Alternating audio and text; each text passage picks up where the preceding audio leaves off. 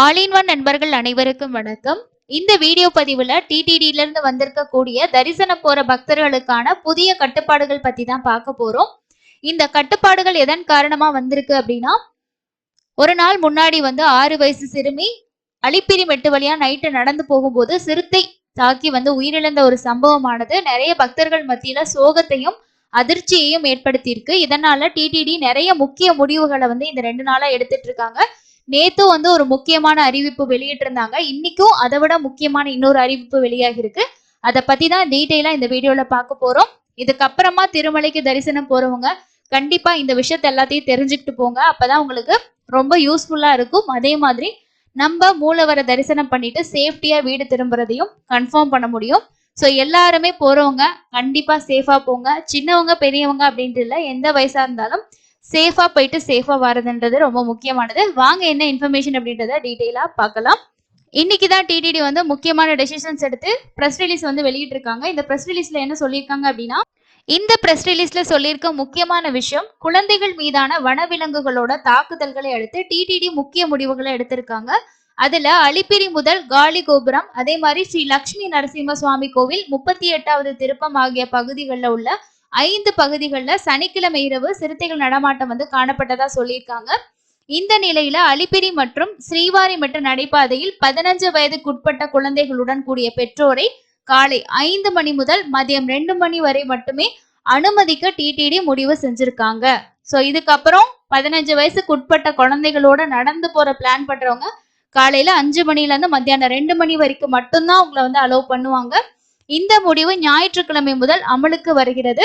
அதே போல இரு காற்றோடுகளிலும் மாலை 6 மணி முதல் காலை 6 மணி வரை இருசக்கர வாகனங்களோட போக்குவரத்தானது நிறுத்தப்பட்டுள்ளது. ஸோ இது 2வது முக்கிய அறிவிப்பு. இது நேத்தே வந்துருச்சு.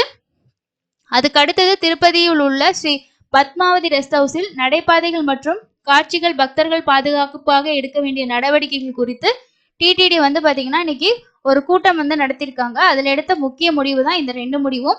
15 வயசுக்கு குறைவான குழந்தைகளோட போகக்கூடிய பெற்றோரை ஸ்ரீவாரி மற்றும் அலிப்பிரி மெட்டு வழியா காலையில 5 மணில இருந்து மத்தியானம் 2 மணி வரைக்கும் தான் அலோவ் பண்ணுவாங்க. இந்த ரூல் இன்னையில இருந்து அமுல்படுத்தப்படுது. ஸோ அதனால கண்டிப்பா குழந்தைகளோட போற பெற்றோர் இதை நோட் பண்ணிக்கோங்க. ஸோ அதுக்கு அடுத்த முக்கியமான ஒரு விஷயம் என்ன பண்றாங்க அப்படின்றது ஃபர்ஸ்ட் நீங்க இங்க பாருங்க. ஸோ இது என்ன பண்றாங்க அப்படின்னா, உங்களுக்கு டிடிடி செக்யூரிட்டி டேக் இன்ட்ரடியூஸ் பண்ணியிருக்காங்க. 7th மைல்ல 15 வயசுக்கு உட்பட்ட குழந்தைங்களுக்கு இந்த டேகை போட்டுருவாங்க. இந்த டேக்ல அவங்க மிஸ் ஆகுறாங்க, ஸோ ஒரு பிளேஸை விட்டு மூவ் ஆகுறாங்க அப்படின்ற பட்சத்துல அதுல இருக்கக்கூடிய அவங்களோட பேரு, ஸோ அதுக்கப்புறம் அவங்க டீட்டெயில்ஸ், அவங்க பேரண்ட்ஸோட டீட்டெயில்ஸ் இதெல்லாமே இந்த டேக்ல இன்க்ளூட் ஆகும் அப்படின்ற விஷயம் சொல்லியிருக்காங்க. ஸோ 2 மணிக்கு மேல அலௌடு இல்லை. ஸோ இந்த மாதிரி சேஃப்டி டேக்ஸ் போடுறது மூலமா அவங்க மிஸ் ஆகுறது, ஸோ இந்த மாதிரி விஷயங்களை அவங்க ரொம்ப சேஃப்டியா பாக்குறதுக்காக இந்த டேக் இன்ட்ரடியூஸ் பண்ணியிருக்காங்க. இது எல்லாமே இன்னைக்கு கொண்டு வந்திருக்கக்கூடிய புதிய மாற்றங்கள். ஸோ கண்டிப்பா போற எல்லாருமே இதை நோட் பண்ணிக்கோங்க.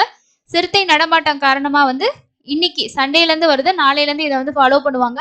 நாளைக்கு காலையில 5 மணில இருந்து மதியானம் 2 மணி வரைக்கும் மட்டும்தான் 15 வயசுக்கு உட்பட்ட குழந்தைகளோட போகக்கூடிய பேரண்ட்ஸ்க்கு ஸ்ரீவாரிமெட்டு அலிப்பிரிமெட்டு 2லையுமே உங்களுக்கு அலௌடு. அதுக்கப்புறம் நீங்க போற மாதிரி இருக்கு அப்படின்னா நீங்க பஸ்ல தான் டிராவல் பண்ற மாதிரி இருக்கும். நடந்து திருமலைக்கு போக முடியாது. இது நல்ல ஒரு முடிவு அப்படின்னே நம்ம சொல்லலாம். ஏன்னா நைட் டைம்ல நம்ம குழந்தைங்களோட டிராவல் பண்றதை அவாய்ட் பண்றது தான் ஸோ இருக்கக்கூடியதுல இப்போ கொஞ்சம் சேஃப்டியான விஷயமா அவங்க பாக்குறாங்க. அது மட்டும் இல்லாம என்ன பண்றாங்க அப்படின்னா, பெரியவங்க போறவங்களுக்குமே ஒரு குரூப்பா எல்லாத்தையும் சேர்த்து ஒரு ரோப் கண்ட்ரோல் மூலமா வச்சு, அதாவது ரோப்பை பிடிச்சிக்கிட்டு அந்த ரோப்புக்குள்ளே எல்லாருமே போற மாதிரி, யாருமே விலைக்கு போகாத அளவுக்கு சேஃப்டியா செக்யூரிட்டியா கூட்டிட்டு போறதை நேத்துல இருந்து இன்ட்ரடியூஸ் பண்ணியிருக்காங்க. ஸோ இந்த மாதிரி ஒவ்வொரு முயற்சிகள் எடுக்கும் போதுதான் சில விஷயங்கள் சேஃபா பண்ண முடியும்.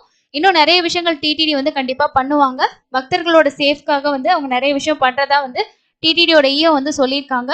நேத்து வெளியிட்டிருக்கக்கூடிய ஒரு செய்தி வெளியீட்டுலயுமே அவர் என்ன சொல்லியிருக்காரு அப்படின்னா, பக்தர்களோட சேஃப்டியில நாங்க என்னைக்குமே காம்ப்ரமைஸ் ஆக மாட்டோம், அவங்களுக்கான சேஃப்டியை நாங்க கொடுப்போன்ற ஒரு விஷயத்த அவர் நேத்து சொல்லியிருந்தாரு. அதோட நேத்தோட ப்ரெஸ் அப்டேட் தான் இது. அந்த சிறுத்தை தாக்குன அந்த இடத்தையும் அந்த குழந்தையோட உடம்பு எடுத்த இடத்துலயும் போயிட்டு அவங்க ஃபீல்டு விசிட் பண்ணதுக்கு அப்புறமா இந்த விஷயத்த அவர் சொல்லியிருக்காரு. ஸோ அதுக்கப்புறம் இன்னைக்கு அவங்க நடத்தின ஒரு டிஸ்கஷன்ல தான் இந்த டெசிஷன் எடுத்திருக்காங்க. ஸோ நல்ல வரவேற்கத்தக்க ஒரு முடிவு. இன்னும் நிறைய விஷயங்கள் பண்ணுவாங்க. கண்டிப்பா எல்லா அப்டேட்டும் நம்ம ஷேர் பண்றோம். உங்களுக்கு ஒரு ரிக்வெஸ்ட் என்ன அப்படின்னா, நீங்க வந்து குழந்தைங்களோட போறீங்க. ஸோ அவங்கள கூட்டிட்டு போறீங்கன்னா, அவங்களோட சேஃப்டி உங்க கையிலயும் இருக்கு. அதனால நீங்களும் பார்த்துக்கோங்க. நீங்களும் சேஃபா போயிட்டு வர்றது ரொம்ப நல்லது. ஸோ வேற எந்த அப்டேட் வந்தாலும் கண்டிப்பா ஷேர் பண்றேன். ஸோ இன்னொரு பயனுள்ள பதிவுல